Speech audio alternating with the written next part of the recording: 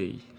Today, we'll discuss the IMDG and IMSBC codes in relation to the carriage of dangerous cargoes. Dangerous cargoes can cause fire, explosion, pollution, and ship instability if not handled properly. Because of this risk, the International Maritime Organization created safety regulation for ships worldwide. Two codes are International Maritime Dangerous Goods Code and the International Maritime Solid Bulk Cargoes Code. IMDG Code. The IMDG Code applies to packaged dangerous goods such as chemicals, flammable liquids, and toxic substances. It classifies cargo according to hazard type and provides rules on packing, labeling, documentation, and stowage. It also includes emergency procedures in case of accidents. This code helps prevent fire, explosion, and contamination on board ships. IMSBC Code.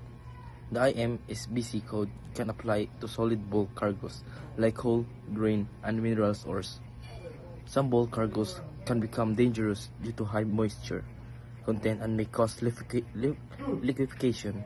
The code sets limits like the transportation, moisture limits, and gives proper loading and trimming procedures. This ensures vessel stability and safety during the voyage. Comparison. The IMDG code is for packaged dangerous goods while the IMSBC code is for solid bulk cargoes. IMDG focuses on hazard classification and labeling while IMSBC focus on cargo properties and moisture control. Both codes are mandatory and promote maritime safety. In conclusion, the IMDG and IMSBC codes are not just the important guidelines but essential frameworks that ensure the safe and secure transport of dangerous cargoes across the world's oceans, protecting the lives of the crew, the integrity of the vessels, and the health of the marine environment.